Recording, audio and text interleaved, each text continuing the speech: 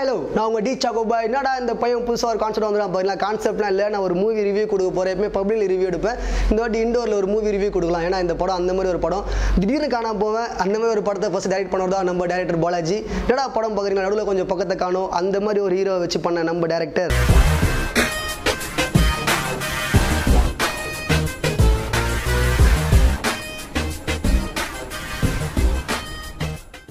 நான் சிம்பிளாக இல்லை, நான் கெத்தாக தான் இருக்கேன். இதுலேயே உங்களுக்கு தெரிஞ்சிருக்கோம் இந்த படத்தோட ஹீரோ யாருன்ட்டு. வேற யாரும் இல்லை, நம்ம விஜய் சேதுபதி சார் தான்.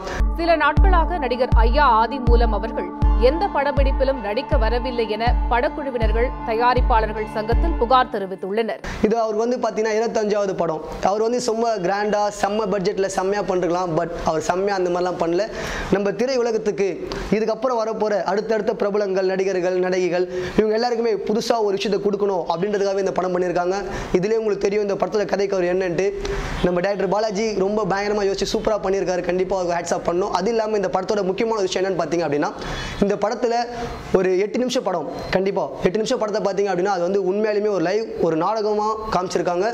இந்த படத்தில் பார்த்தீங்கன்னா அப்படின்னா ஒரு 80ஸ்க்கு முன்னாடி நம்மளோட டெவலப்மெண்ட், இந்த கேமரா, இந்த மாதிரி ஒரு விஜே, இந்த மாதிரி ஒரு ஆக்டர்கள் மேக்கப்பே இல்லாமல் ஒரு காலத்தில் பண்ண ஒரு நாடகம் எப்படி இருக்கும் அந்த காலத்தில், அந்த மாதிரி ஒரு நாடகத்தில் ரொம்ப ஒரு பிரபலமாக இருந்த ஒரு நடிகர் இந்த காலத்தில் நம்ம 7mm ஸ்க்ரீனில் ஒரு பிக் ஸ்க்ரீனில் நம்ம பார்க்கக்கூடிய ஒரு ஹீரோவாகவும் இப்பயும் பிரபலமாக இருக்கார். அவருக்கு இன்னும் மார்க்கெட்டில் வந்து ட்ரெண்டிங் குறையில. அந்த மாதிரி ஒரு ஹீரோவை தான் இந்த படத்தில் காமிச்சிருக்காங்க. நம்ம விஜய் சேதுபதி சார் இந்த படத்தில் ஐயா அப்படின்ற ஒரு தெளிவான ஒரு பேரில், மரியாதைக்குரிய ஒரு பேரில் நடிச்சிருக்காரு.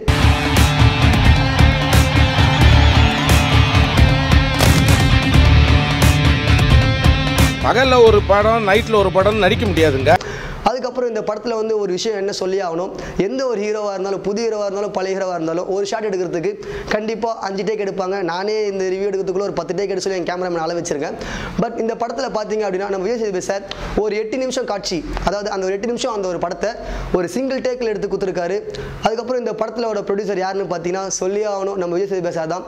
இதுக்கப்புறம் வரப்போகிற அடுத்தடுத்த ஹீரோக்கள் எல்லாருக்குமே இவர் வந்து ஒரு முன்னோடியாக இருப்பார், ஒரு ஹேட்ஸ் ஆஃப் பர்சனாக இருப்பார். கண்டிப்பாக ஒரு ஹேட்ஸ் ஆஃப் பர்சனாக தெரியும். தீபாவளிக்கு அப்புறம் ஷெட்யூல் போடுறேன், அவர் வந்து நடிக்கணும், அவர் மட்டும் வரல.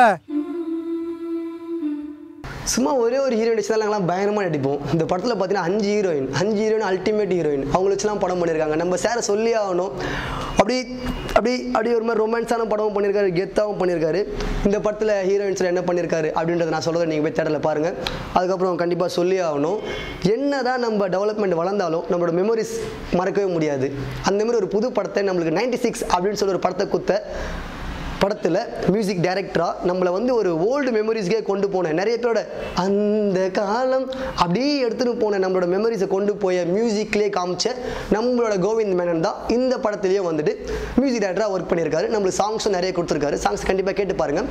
இது அந்த காலத்துக்கு போகுமான்னு தெரியல, ஆனால் அந்த கால நாடக மேடைக்கு போகுன்றது மாதிரி தெரியும். இப்போ நீங்கள் நடிக்க போகிறீங்களா இல்லை கோட்டாட்டு மீறீங்களா? தேவனை சினிமாவில் இல்லாமல் ஆக்குறேன்டா. நான் இப்படி நிற்கிறதே தெரியும், நான் படம் பார்த்துட்டேன், அதனால தான் இப்படி நிற்கிறேன். எங்கள் தளபதி சொல்லி ஆகணும், மக்கள் செல்வன் இப்படி தான், சிம்பிளாலாம் இல்லை. நான் என் கெத்தாக தான் இருக்கும். கெத்தாக நான் படம் பார்த்துட்டேன், கெத்தாக நீங்களும் போய் பாருங்கள். இந்த ஃபோனில் பார்க்குறேன், சிடியில் பார்க்குறலாம் பார்க்கக்கூடாது. முடிஞ்ச எங்கள் 5 டிவியில் பாருங்கள், ரிவ்யூ கொடுத்துருப்போம், அதை வேணால் பாருங்கள், வேறு எதுவும் பார்க்காதீங்க சரிங்களா? அப்புறம் குடும்பத்தோட படம் பார்க்கலாம். பிகாஸ் இது வந்து நிறைய விஷயத்தை கொண்டு வரும் உங்களுக்கு. அதுக்கப்புறம் இப்போ புதுசாக கேமராமேனாவோ இல்லை டேரக்டராகவோ ட்ரை பண்ணுற நிறைய பேருக்கு வந்து இந்த படம் ரொம்ப ஹெல்ப்ஃபுல்லாக இருக்கும்.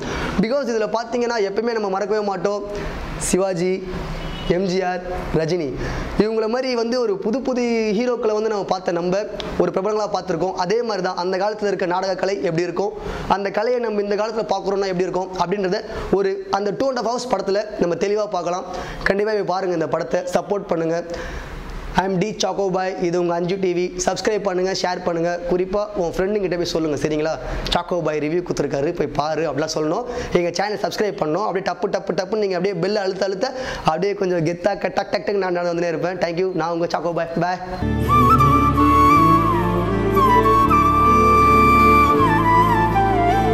முக்கியமாக இந்த வீடியோ பார்த்துட்டு இந்த வீடியோ உங்களுக்கு பிடிச்சிருக்குன்னா இந்த வீடியோவை லைக் பண்ணுங்கள். அண்ட் வந்து உங்களோட கருத்துக்களை இங்கே கமெண்ட் பண்ணுங்கள். அண்டு குறிப்பாக சப்ஸ்கிரைப் பண்ணுங்கள்.